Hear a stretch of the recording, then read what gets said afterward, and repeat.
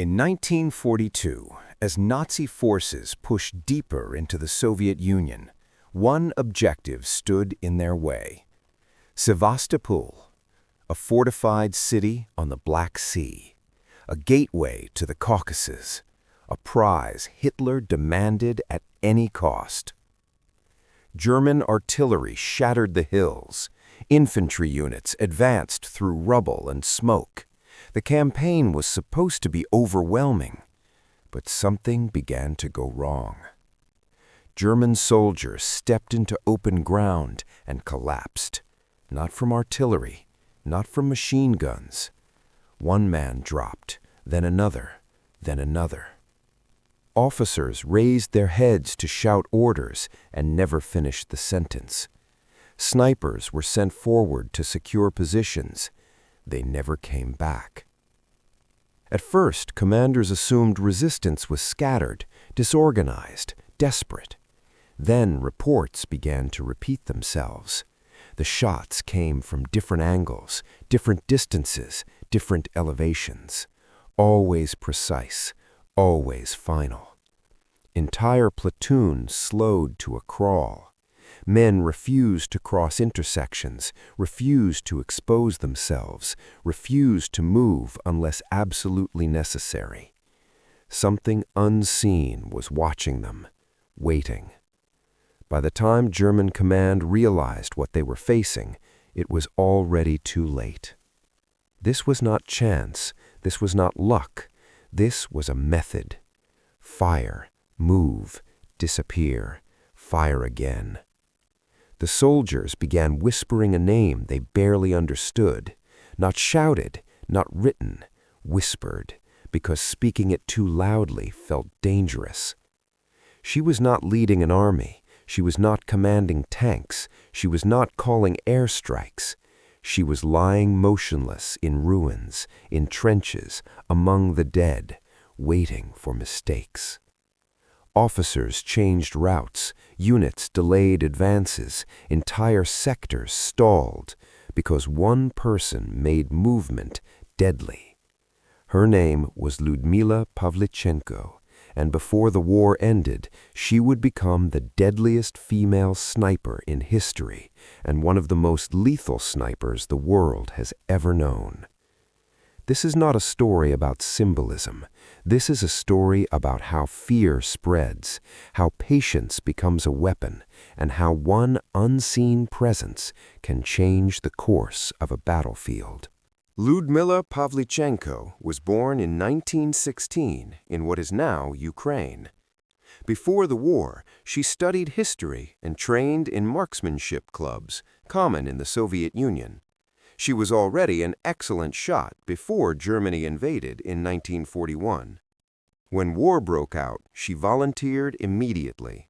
Commanders tried to redirect her to medical roles, clerical work, anything safer.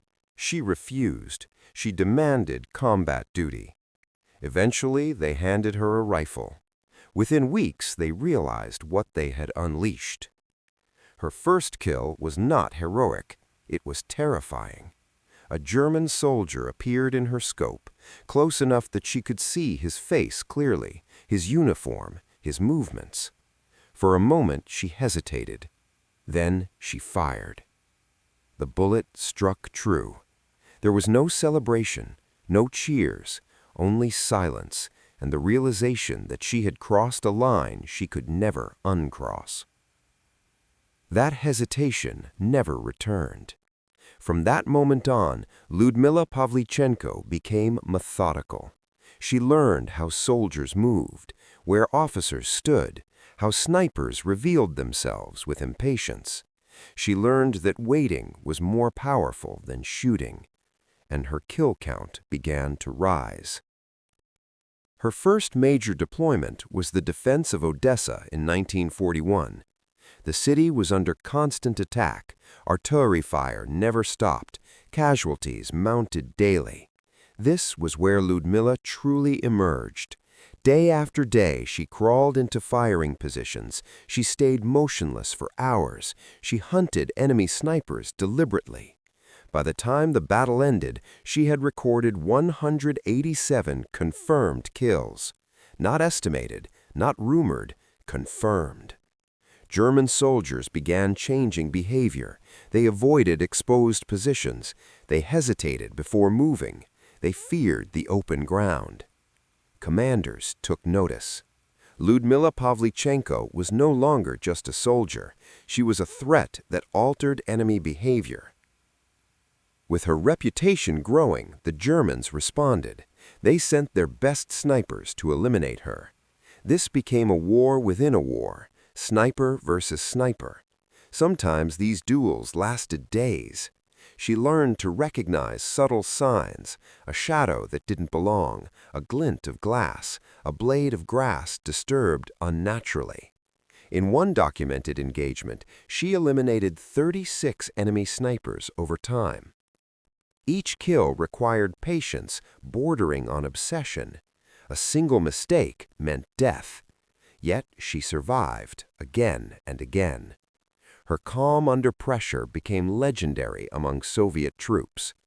By the end of her early campaigns, Lyudmila Pavlichenko was no longer just killing soldiers. She was shaping the battlefield. Entire units slowed their advance because of one woman they could not see. Officers feared exposing themselves. Snipers hunted her and failed. She had proven something terrifyingly simple. One determined individual with discipline and patience could influence a battle far beyond their numbers. And this was only the beginning. Her deadliest battles were still ahead. When Germany invaded the Soviet Union in June 1941, there was no time to ease soldiers into combat. Men and women were rushed to the front lines with minimal preparation. Entire divisions were formed, shattered, and reformed in weeks. Survival depended not on rank or theory, but on adaptability. For Lyudmila Pavlichenko, the war did not begin with fame or fear. It began with uncertainty. She was young, unproven, and about to be tested faster than any training manual could prepare her. When Pavlichenko reported for duty, Soviet officers immediately tried to redirect her. Nursing units needed personnel, clerical work was available, support roles were considered more appropriate. Lyudmila refused. She had not come to the front to observe war, she had come to fight it. After persistent insistence, she was assigned to the 25th Rifle Division, one of the units tasked with slowing the German advance toward the Black Sea. Only then was she handed a rifle. Not because commanders believed in her, but because the Red Army needed every capable shooter it could get. Sniper training in 1941 was harsh, fast, and unforgiving. There was no luxury of long preparation. Recruits learned the essentials: how to control breathing under stress, how to estimate distance without instruments, how to use terrain as cover, how to disappear after firing. Lyudmila absorbed everything. She practiced patience. She learned to remain motionless for hours. She trained her eyes to detect movement where others saw nothing. More importantly, she learned restraint. A sniper who fires too quickly reveals their position. A sniper who waits controls the battlefield. These lessons would define her survival. Her first missions were not dramatic. They were terrifying. Assigned to reconnaissance and overwatch positions, she observed German movements, tracked patrols, and reported positions. Then came live engagements.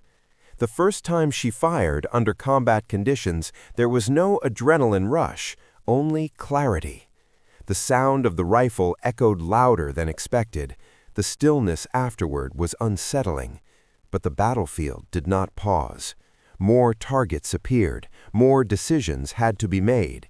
Each mission taught her something new: how soldiers react when one of their own falls, how hesitation can be fatal, how silence is sometimes more powerful than action. Slowly, her confidence grew, not from pride, but from competence.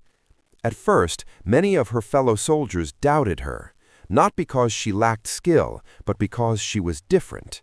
She was young, she was female, she was untested. That doubt did not last long. After several successful missions, commanders began assigning her more responsibility. She was tasked with covering advances, protecting vulnerable positions, and countering enemy observers. Her reports were accurate. Her fire discipline was precise. Her survival rate was remarkable. Gradually, she stopped being questioned. She became relied upon. As missions continued, Lyudmila Pavlichenko began refining her own approach. She studied enemy routines, she predicted movement patterns, she learned how fear changed behavior. Instead of targeting random soldiers, she focused on officers, machine gun crews, observers directing artillery. Each successful shot created confusion far beyond a single casualty. She understood something critical. A sniper's job is not numbers, it is disruption. This mindset would later make her far more dangerous than raw statistics alone could explain. By the end of her early deployments, Pavlichenko was no longer treated as a regular infantry soldier. She was reassigned more frequently to sniper-specific missions. She was paired with spotters. She was trusted to operate independently. She was given freedom of movement. This was the moment when her war changed. She was no longer reacting to combat, she was shaping it. And soon, she would be sent into battles where the stakes and the danger were far higher. By the time Lyudmila Pavlichenko reached Sevastopol, she was no longer learning how to survive. She had already proven she could. She had learned patience, she had learned discipline, she had learned how fear moved through enemy lines. Now she was about to be tested at a level few snipers ever faced. A siege, a fortress, and a battlefield where snipers became primary targets. What followed would define her place in history. Sevastopol was not just a city, it was a fortress carved into rock. Cliffs, ravines, shattered buildings, and layered defenses turned the battlefield into a maze where every step could be fatal. Artillery thundered day and night. Bombers reduced neighborhoods to rubble. Infantry assaults came in waves that bled both sides dry. For most soldiers, Sevastopol was hell. For snipers, it was something else entirely. It was a hunting ground. When Lyudmila Pavlichenko arrived, the siege had already consumed thousands of lives. German forces were determined to break through. Soviet defenders were ordered to hold at any cost. In this environment, a single well-placed bullet could stop an advance, silence a machine gun, or collapse an entire attack. This was where Lyudmila's war reached its most dangerous phase. As German pressure increased, assaults became more aggressive and more desperate. Infantry pushed forward behind artillery barrages. Engineers attempted to breach defenses. Officers exposed themselves to direct attacks to maintain momentum. This created opportunity. Lyudmila positioned herself along likely approach routes, trenches, collapsed buildings, narrow passages where movement was forced and predictable. She waited. When attacks began, she targeted key figures rather than random soldiers. An officer giving hand signals, a machine gun crew leader, an artillery observer. Each shot disrupted coordination.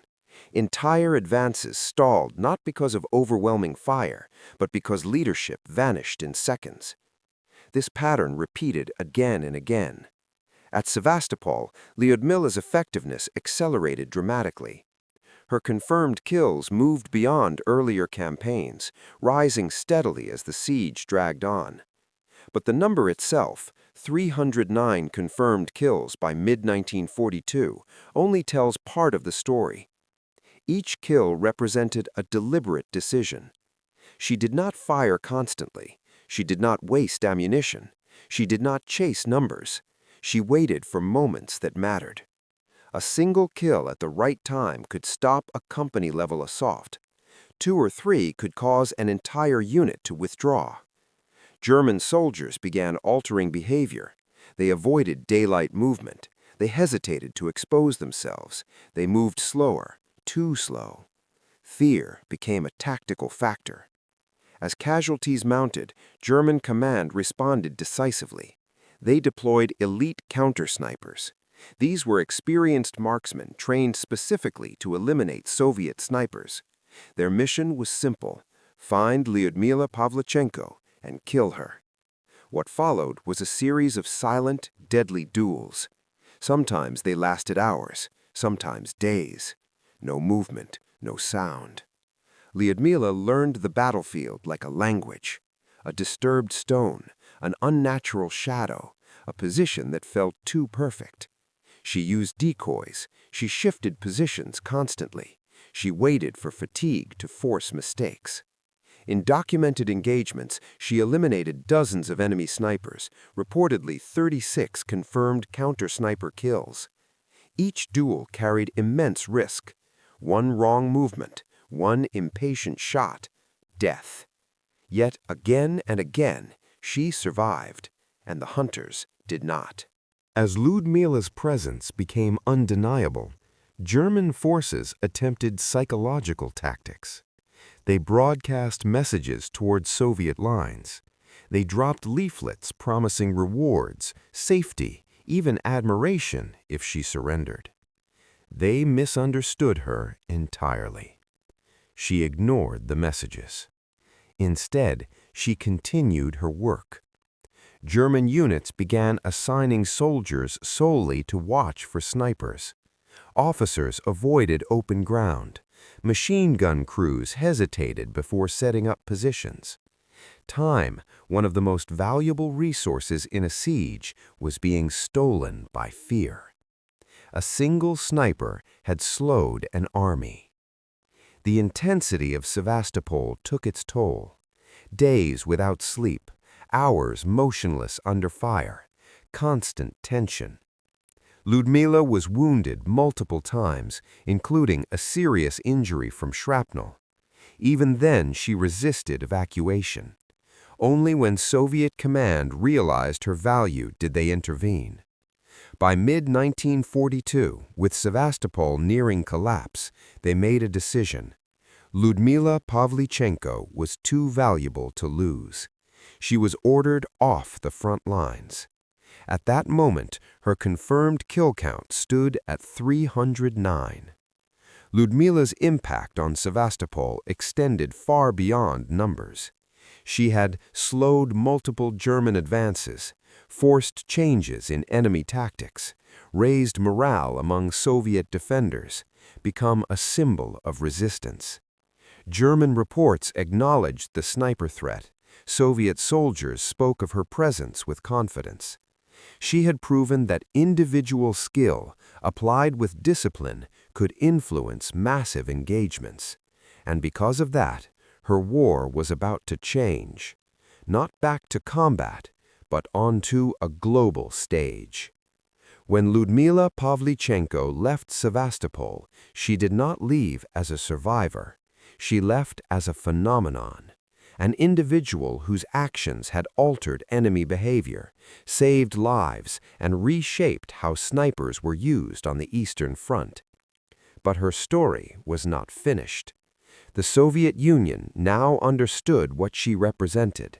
They would send her somewhere unexpected, not to fight with a rifle, but to fight with her story. Even as Sevastopol neared collapse, Lyudmila Pavlichenko remained active. German pressure intensified daily. Artillery flattened entire sectors. Infantry assaults came closer, faster, more desperate. The battlefield had become a constant test of endurance. Yet Lyudmila continued to operate. She moved between positions under cover of darkness. She selected firing points with care. She waited for moments when a single shot could still change the course of an attack. These were her final days at the front, and even then she was deadly. Each engagement reinforced what Soviet command already understood. This was not just a skilled sniper. This was an irreplaceable asset. By mid-1942, Lyudmila Pavlichenko's officially confirmed kill count stood at 309 enemy soldiers. Among them were infantry assault leaders, machine gun crew members, artillery observers, dozens of enemy snipers. But numbers alone failed to capture the reality. Each kill represented an attack disrupted, a unit slowed, lives on her side potentially saved. German soldiers altered their behavior because of her presence. Soviet units advanced with greater confidence, knowing she was overwatching key sectors. Her kill count was not just a statistic, it was a measure of influence. As the siege deteriorated and casualties mounted, Soviet commanders made a rare decision. Lyudmila Pavlichenko would be withdrawn from combat, not because she was ineffective, because losing her would have been catastrophic. She had already been wounded multiple times, fatigue was setting in, the risk of death increased with every mission. Her removal was not a retreat, it was preservation. She left the front not in disgrace, but in recognition of what she represented. Once removed from combat, Lyudmila's war did not end. It transformed. She began training new snipers, passing on the hard-earned lessons of survival, patience, and discipline. She taught restraint, target selection, psychological awareness. Instead of one rifle on the battlefield, her knowledge now shaped dozens. Her influence expanded. The sniper doctrine she helped refine would continue to affect Eastern Front engagements long after she fired her last shot. Lyudmila Pavlichenko's achievements did not go unnoticed. She was awarded the Hero of the Soviet Union, the nation's highest honor. Additional medals followed, recognizing both her combat effectiveness and her service to the Red Army. But she did not celebrate. When asked about her kills, she spoke without pride. She described her duty. She described her fallen comrades. She described the necessity of what she had done. For her, medals were symbols, not of glory, but of survival. By 1942, the Soviet Union recognized that Lyudmila Pavlichenko was more than a soldier. She was proof. Proof that discipline mattered. Proof that women belonged in combat. Proof that individual courage could alter history. They decided to send her abroad, not to fight with a rifle, but to fight for understanding. To tell the world what was happening on the Eastern Front, and to remind the Allies what was at stake. Lyudmila Pavlichenko left the battlefield having done more than most soldiers ever could. She had survived. She had adapted. She had reshaped how the enemy fought. Her war was no longer confined to trenches and ruins. Now it would unfold on a global stage. And the world was about to hear from the sniper who had faced death hundreds of times and lived. Lyudmila Pavlichenko had survived artillery barrages, sniper duels, and months inside one of the most brutal sieges of the war. But in late 1942, she stepped onto a new battlefield, one with no trenches, no rifles, and no cover. The world. She was sent not to fight Germans, but to confront doubt, disbelief, and distance between allies who did not yet understand the scale of the war in the East. She carried no weapon, only the weight of 309 confirmed kills and the memory of thousands who had not survived. When Lyudmila Pavlichenko arrived in the United States, she was immediately misunderstood. Many expected propaganda, others expected exaggeration. Some expected a symbol, not a soldier. What they encountered instead was a quiet, composed woman who spoke plainly about war. She did not dramatize combat. She did not glorify killing. She spoke of necessity, discipline, and loss. Her presence unsettled people, because she did not fit the image they had been taught to expect. At press events, reporters asked her questions that revealed more about their distance from the war than her role in it. They asked about her clothing. They asked about makeup. They asked whether women truly belonged in combat. Lyudmila answered with restraint, but her frustration was visible. She had faced death hundreds of times, and this was what they wanted to discuss. Finally, she responded with words that would echo far beyond the room. "I am 25 years old, and I have killed 309 fascist invaders. Don't you think, gentlemen, that you have been hiding behind my back for too long?" The room fell silent. The war suddenly felt closer. Among all she met in America, one figure stood apart: Eleanor Roosevelt. Unlike most officials and reporters, Roosevelt listened. She did not treat Lyudmila as a novelty. She treated her as a witness. The two women formed a genuine connection. Roosevelt accompanied her on parts of her tour, offering support and legitimacy. Through her influence, Lyudmila's message reached audiences that might otherwise have dismissed her. Together, they reframed the narrative. This was not a story about ideology. It was a story about survival. Lyudmila Pavlichenko did not travel to inspire admiration.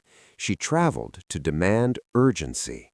She spoke about cities erased. She spoke about soldiers fighting without relief. She spoke about the Eastern Front absorbing the full wake of Nazi aggression. Her goal was simple: make the war real, make delay impossible, and remind the Allies that time cost lives every single day.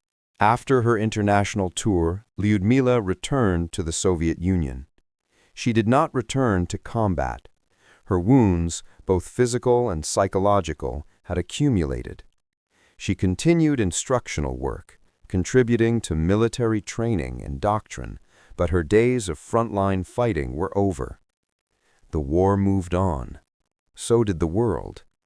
Victory did not bring peace. Like many veterans, Lyudmila carried the war with her. She rarely spoke publicly about specific kills. She avoided dramatization. She focused on memory, not achievement. She lived quietly, working as a historian and researcher. Her trauma did not fade, but neither did her resolve. Lyudmila Pavlichenko was not extraordinary because she was a woman. She was extraordinary because she was effective. She shattered assumptions about combat roles. She redefined what individual impact could look like in modern war. She forced enemies to change tactics and allies to reconsider prejudice. Her legacy is not her kill count. It is the reality she exposed: that courage does not announce itself, that war does not discriminate, and that history is often shaped by those who never sought recognition. When the last shot was fired, Lyudmila Pavlichenko did not celebrate. She endured.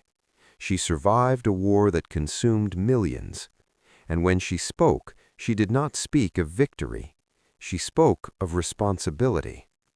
Because she understood something few ever do, that survival is not the end of war. It is only the beginning of remembering it.